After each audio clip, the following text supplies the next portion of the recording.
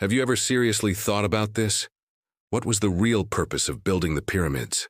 Were they to bury a dead king? Are you sure? So, tell me, for thousands of years has the body of even one true pharaoh been found in the world's most famous and largest pyramids? The answer is no.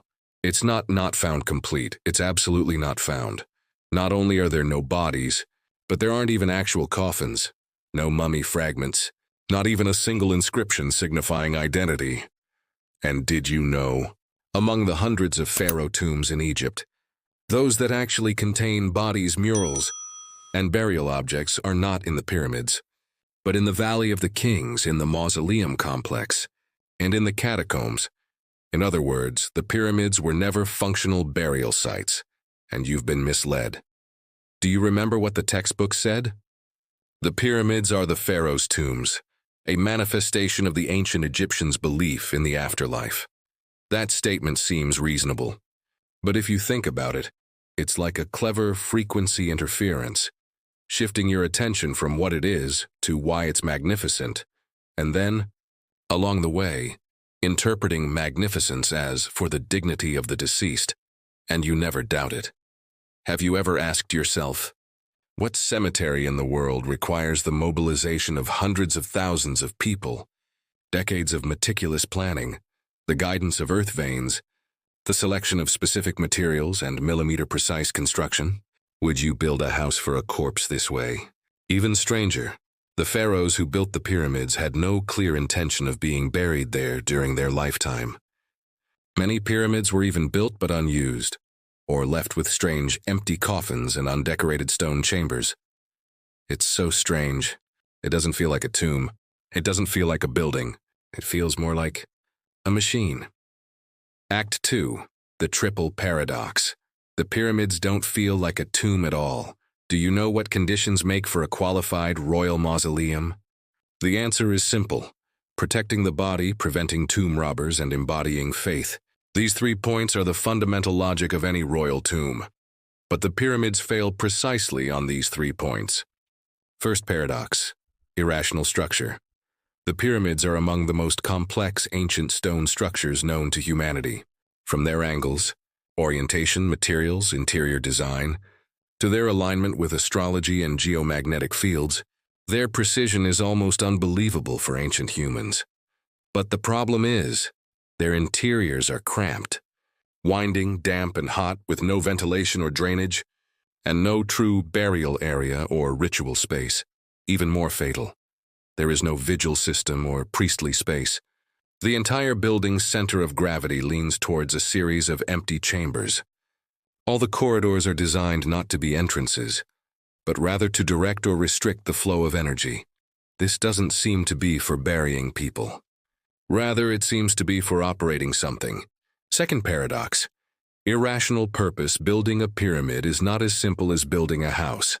You have to transport huge stones from hundreds of kilometers away, precisely polish them into multi-ton blocks, and then stack them in a pattern that defies visual geometry, ensuring that each block will not be squeezed or deformed. And then they have to withstand the ravages of time and space for thousands of years. Let me ask, is burying a human being worth it? Even if it was a god, why would such a fuss be necessary? Even more puzzling is this: some pyramids were never used after they were built. Some sarcophagi didn't even have lids. Some corpse chambers didn't even contain any human remains. So what were they built for? A building that consumed such enormous resources and was so intricately designed, yet no one used it? Or were you misled into believing that was its purpose? The third paradox: irrational motives. If tomb building was simply for the belief in the afterlife, then why did pyramid construction suddenly cease completely during the later Egyptian dynasties? You heard correctly. The truly great pyramid complexes were almost all concentrated in the early Old Kingdom. After that, no other masterpieces were created. It's like something that had to be built at that point in time. And then, its mission accomplished, it vanished. You think that's the evolution of civilization? Perhaps it's just a program loading. Perhaps we've been mistaken for 5,000 years. The pyramids weren't built for death, but to control life. Act 3. The stones vibrate, the pyramid construction logic. You've never understood, have you ever wondered, why were the pyramids built of stone? Why aren't they painted, decorated, or sculpted? Why are they so empty inside, not even a single mural? The answer may lie in sound. Clue 1. The ancient design of the resonance chamber. In the king's chamber of the Great Pyramid of Khufu, there's a phenomenon that still baffles scientists.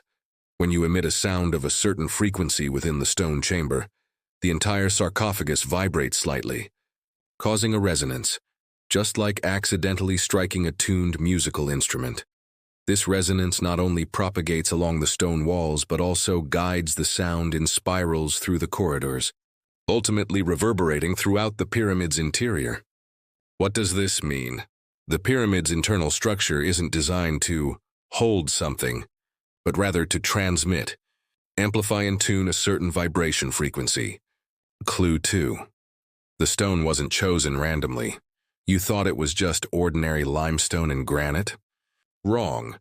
Limestone for the outer shell insulates and reflects sound waves. Red granite for the interior conducts electricity and radiates high-frequency vibrations. The gap between the sarcophagus and the elevation tunnel is a mere millimeter error. The overall structure is highly sensitive to geomagnetic lines. This isn't a matter of material science for burying corpses, but rather a triple system of electromagnetic control, acoustic resonance, and geomagnetic synchronization. Perhaps the entire pyramid is a stone frequency resonator. Stone isn't just a building material, it's the resonant component itself. Clue 3. Size and orientation are the frequency tuning formula. The side lengths, angles, and height of the Pyramid of Khufu are eerily consistent with physical constants like the Earth's rotation. The length of the equator, the speed of light, and the golden ratio. Many people believe this is a coincidence, but physicists tell you it's more like a fixed interface that tunes the parameters of the Earth. Once a frequency resonating with the Earth is stimulated, it could affect the human brain, consciousness field, and geomagnetic grid. Remember what I said at the beginning? It's not a tomb, it's a device. This isn't a metaphor, it's a literal device. Can you imagine? When a certain sound is heard, the pyramid isn't designed to listen, but to respond. This isn't a structure for burying the dead. It's a resonant center that awakens the energy field. Act 4, its target isn't the dead, it's you. If the pyramid can transmit frequencies and guide resonance, who is it tuning? If it's not a tomb, then isn't it like a program center that turns on and runs? Have you noticed humans are actually frequency beings? 1. The human body also has a vibrational frequency, science has confirmed. Every organ has its own resonant frequency. Heartbeat, brain waves, pineal gland vibrations are all a sophisticated biological signal system. Emotions, consciousness, and even intention can alter your vibrational state. And did you know? The sound wave frequency in certain spaces within the pyramid falls precisely between the human heart rate and the pineal gland's vibrational frequency. This is no coincidence. It's a resonant interference frequency. It doesn't destroy you, but synchronizes you and rewrites you. 2. The pyramid is a frequency reset machine. Researchers have conducted experiments showing that when people meditate within a pyramid structure, their brain waves synchronize within specific frequency bands, accompanied by experiences of deep relaxation and a loss of time perception. In other words, the pyramid is not a gateway to the afterlife for the deceased, but rather a passage for the living into a programmed state of consciousness. This is truly terrifying. It's not about where you go after death, but about how you are controlled while you're alive. You, however, may already be living in a programmed frequency dimension, simply unaware of it. True. Greater resonance. Regulating people is just a means. Controlling the earth is the goal. You think pyramids are just stones? What does it matter where they're built? But all great pyramids share one chilling characteristic. They are almost all built on earth energy intersections, magnetic anomalies, and even fault resonance zones. What does this mean? They not only resonate with the human frequency, They can also synchronize with and even adjust the Earth's magnetic field. This isn't a matter of personal experience. It's a matter of civilization-level regulation. Are pyramids tuners controlling human civilization? Or are they transfer ports for Earth's consciousness network? Or are they devices uploading instructions from some higher dimension? We don't know all the answers, but one thing is becoming increasingly clear. The pyramids don't serve the afterlife. They operate in the present, targeting the living you. Act 5, the pyramids are not dead. The system's still running. The pyramids have been silent for thousands of years.